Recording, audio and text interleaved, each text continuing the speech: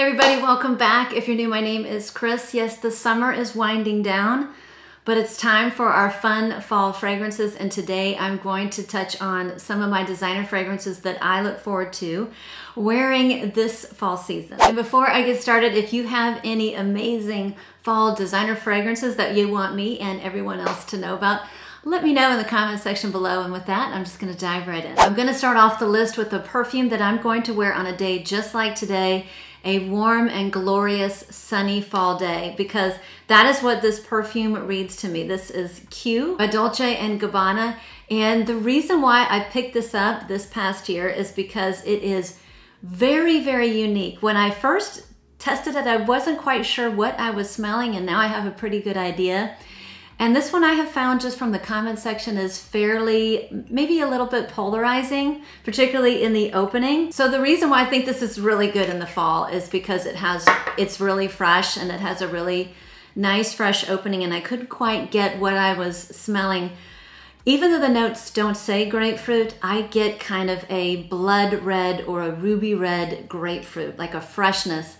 And not only kind of like the juicy fresh pulp, but a little bit of the skin and maybe just a little bit of the leaves, like you just picked a grapefruit off the tree, and as you were pulling it down, you grabbed some of the leaves and maybe got some of the stem on your hand, and when you smelled your hand, that's kind of what the opening of this smells like. It's very fresh, a little bit herbal and a little bit green. So it does have an herbal aromatic freshness, and as that fades, it just kind of blends into this melange of really pleasant flowers. And I'm pretty sure the flower that I get most is a jasmine, but it's very muted.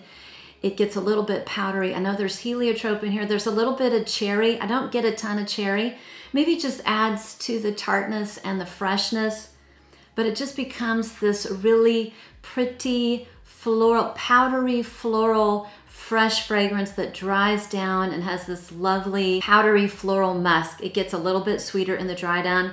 It is so nice. And like I said, I think it's fairly polarizing, particularly in the beginning, but it's one that just smells so darn pretty. I wore it a lot over the summer, and it's one that my picky spouse really loves. Every time I wear this, he says, "You smell so pretty, what is that you're wearing?" So I'm gonna start off with Q.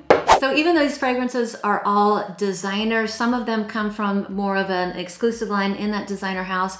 And this next one was a perfume that I've had on my wish list for about 6 months. That was after I traveled down to Houston to visit and went to the Celine boutique and had an awesome time just smelling their entire line of perfumes. And this next one bumped right at the top of my list. This is called Dans Paris. I just recently added it to my collection. The nice thing, they are expensive, but the nice thing is that they do offer travel sizes in all of their perfumes. So I have 2 full bottles and a travel size in something, so that if you're in love with the line or if you're in love with one of the perfumes and the full bottle isn't in your budget, you can get the travel size, which is exactly what I did for Le Peau Neuf.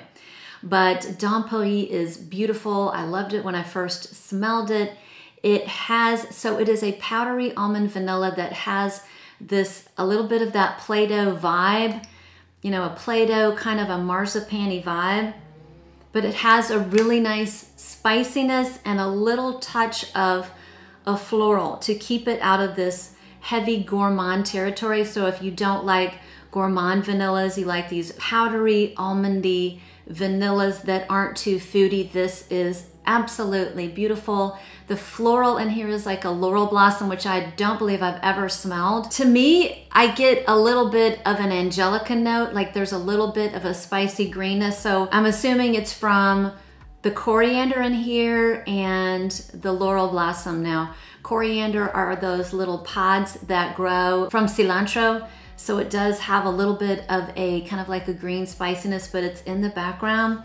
So if you like a perfume like Angelique Noir, that little greenness in there, there's a similar greenness in here. Now they don't smell the same, but I think if you like one, you would probably like the other. And it has a lovely, sweet, powdery, musky dry down. None of these, or at least the ones I have, they are not, they are not bombastic. They're not super loud.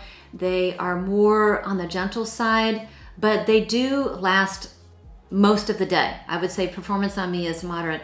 Again, I highly recommend sampling first. The next one I just talked about in my chic and classy fragrances.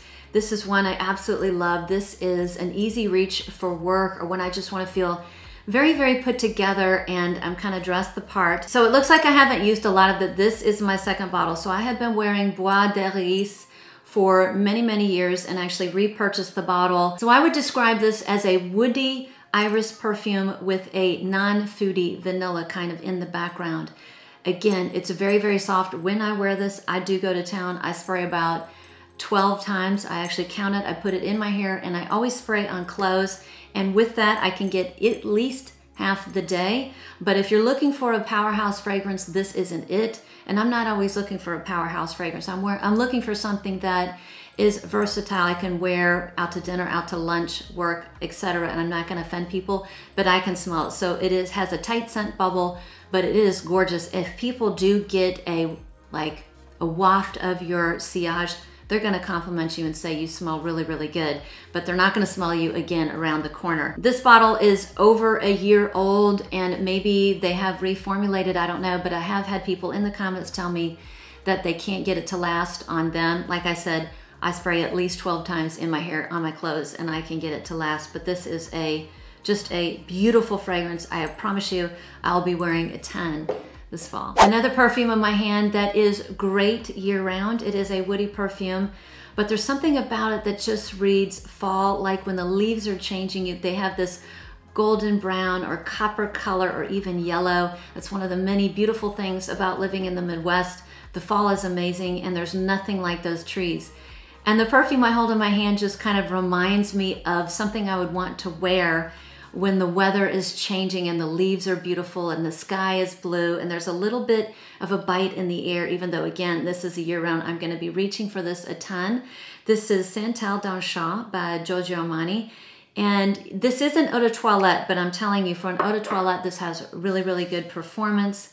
But it is, I would say this is a fresher take on a sandalwood. It's very, very fresh. I love that opening. It's very bright. It's very crisp. There are a lot of citruses. And the type of sandalwood in here is a fresh sandalwood. So this is one of those perfumes, and I have many, that if you find Santal 33 too masculine, too heavy, too smoky, too leathery, this is the lighter, maybe the more feminine version, the lighter version, the easier wear version. This one does not go in the dill pickle zone. This one does not have that heavy, leathery, spicy warmth that a lot of people love. It is so pretty. This is so intoxicating to me. It's still very spicy. It does have that cardamom, so it's fresh, it's spicy. And it has violet leaf in here. And violet leaf, to me, smells like a cucumber. So a little bit of cucumbery freshness, but again, never going into that dill pickle zone. Absolutely love it. One of my favorite pickups of the year, and I will be wearing this a ton on those beautiful days in the fall. The next one I hold in my hand is a Dominique Ropian creation. It is by Estee Lauder and it's called Infinite Sky. So this is a spicy, peppery, woody vanilla. And this is a perfume, this is the second perfume that I have that has Sichuan pepper, and I'm just loving that note. And the spiciness in here is supposed to make you think of the warmth that occurs when the sun is going down at the end of the day.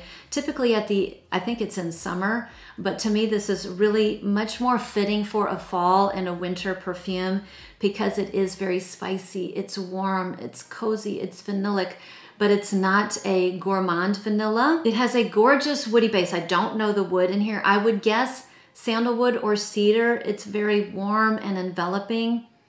And this one has tremendous lasting power. So if you like those warm, spicy, woody vanillas that are sweet, but not too sweet and certainly not gourmand, this is a fantastic one. And if I haven't said it already, the performance is amazing. So the next one is the only opium flanker that I own, and I do appreciate black opium in the community. I smell it and I do think it smells good on other people, but to me, it's something that I've kind of grown out of. I don't like the thick, dense orange blossom that's in there. I prefer a different type of orange blossom, and that orange blossom, which I think is very, very appealing to the general population because those type of fragrances are very good sellers. It's not the orange blossom I love. And so I picked up a flanker, and this is the Le Parfum. So this is the one with 3 different types of vanilla. And it is the one that I enjoy the most. So if you absolutely despise the DNA of Black Opium and you think that you're only gonna get vanilla in here, that's not true. It does open with that Black Opium DNA, but it is much toned down. So you've got that florally orange blossom opening that at first I thought, oh, here we go again, another flanker that's not for me. But it is toned down and it fades over time. And over time, you get that beautiful vanilla coming out. So it is a very vanilla heavy, vanillic forward take on the original DNA. So it's actually quite lovely. I thought I was gonna wear it in the summer like nighttime. I just never did, because to me this reads a little bit more colder weather. So this is gonna be one I'll be reaching for in the fall and the winter. And even though this isn't a beast, this thing lasts all day, particularly if you spray on your clothes. It does have a little tint to it, so I won't spray on anything white, but I'll spray on any other color than that. So there was no way I was going to be doing this video without showing one of my favorite perfumes of all time. Certainly one of my favorite, if not my favorite, Chanel of all time, and it is the lovely Coromandel. And you can see I have quite the dent in here. I do love it so much. This was in my 10 for Life. This is a perfume that is just gorgeous. It has all the elements that I love in a fragrance, particularly in the cold weather. So it's very patchouli heavy. So it's patchouli, amber, it's incense, and a little bit of a white chocolate note. So a little bit of a gourmand note, but this is in no way a gourmand perfume. I think that little bit of a white chocolate note is so needed because the patchouli is very strong. So in my opinion, you do have to love patchouli, but this is a sophisticated, gorgeous, I have my doo-doo together patchouli. Like, I hold my shoulders back when I wear this. This smells so incredibly gorgeous and classy and sexy and just, it smells so damn good. When I was down visiting in Houston, I took my mom down to we went to the Chanel little counter and I took her to the Les Exclusive line to sniff. And this was by far her favorite. So she's getting a bottle for her birthday. She also liked Jersey. She likes lavender. So my super picky mom, who doesn't like pretty much anything I send her, loves this one. So it also holds a really special place in my heart because I think of my lovely mom and how much she loves this as well. Gorgeous. So this next one, I'm going to be one of 15 people who will be wearing this fall. I bought this perfume because it has I think the prominent note of brioche. I'm always looking for perfumes that have a really fun bread note or starch note or rice note or something like that. I've tried many, many, many. Nothing's quite perfect. So if I were to ever create a perfume myself, the first one it would be something with a bread note, like a warm, toasty, buttery, woody bread. So the one I hold in my hand that I'm actually looking forward to wearing is by Mugler. And this is called Wonder Bouquet. Now this has gotten a little bit harder to find in the States. They sell this at the Mugler boutique in Europe. I know that. I actually tried to buy a couple bottles from the Mugler website in Paris and they don't ship to the United States. But several of these have been popping up on the gray market and they carry this one, they carry this line and this one in particular at Scent Split. So again, don't even think about blind buying because it's a very interesting and unique perfume, but it just makes me think of fall. So we have a brioche note, there's hazelnut, there's beeswax in here, there's that Mugler jasmine, but it's not as loud. And it has this interesting note of shiso or shiso leaf. I have a couple perfumes with that note. I actually had it in a salad once and it's green, it's like a green herb. It's got a little bit of a spicy kick to it. And again, this also has vanilla. This is just super unique. It would be perfect, or I would love it so much better if the jasmine was toned down a bit and those more gourmandy notes were pushed up a little bit, but it is what it is. So it smells, it's got this, it's warm, it's a little bit bready, it's a little bit nutty. Again, there's that floral there, which does tame down over time. And I also like to layer this with something a little bit vanillic and add kind of like a shea body butter, which smooths everything out. But I definitely think I get this waxy honeyed, like this honeyed beeswax in here, and just a little bit nutty, almost like the shell of the nut. So not too warm. So something that just screams fall to me, and something I will be enjoying in the next couple months. Two notes that I just love to wear in the fall are apple and cherry. And the apple perfume, the apple designer perfume I was going to show was Escada Candy Love. And I did a quick search, and it's actually really quite hard to find. This has just happened in the past couple of months, so I don't want to show it. And I don't have another designer apple fragrance to show. I have a ton of niche apple fragrances that I love, and I'll show that in my niche version of this perfume. But I'm gonna wear a cherry perfume. I love the note of cherry. And I'm not gonna lie, guys, I still love my Lost Cherry. I have 10,472 cherry fragrances. This is the OG. This is what started it.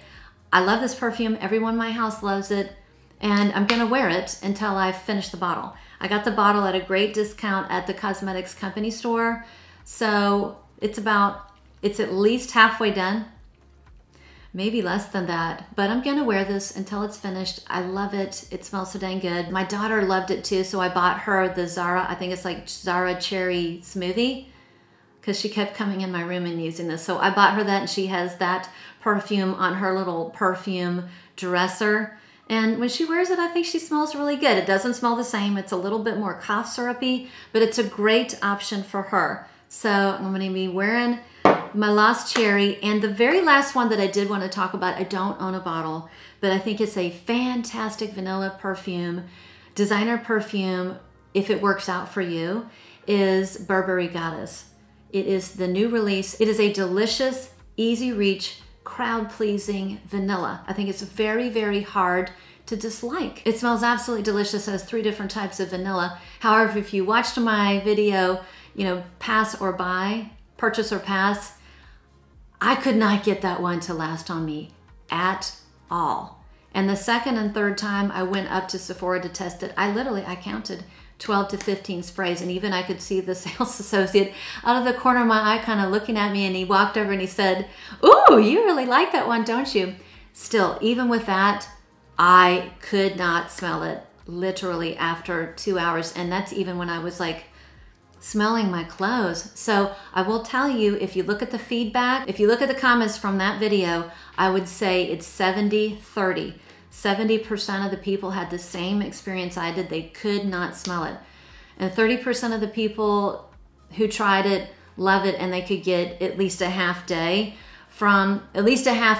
wear from it. So it is a beautiful perfume, and I wish it worked out for me, because you better believe it would be in my collection. But I just literally, I guess I was anosmic to it. I fall in the category of the other people who are with me that are anosmic to that. So I highly recommend going to Sephora or Ulta or a department store and giving that a try, because if it works for you, it is such a beautiful, easy reach. That's one of the very few what I would consider work-appropriate vanilla fragrances. So that was it. Those are my designer picks for fall fragrances I know I'm gonna be wearing this fall. I've already started to wear a few of them. And again, like I said in the opening, if you have any designer picks, particularly if I didn't mention it and you want us all to know about it, let us know in the comments below. And with that, I will see you on the next one.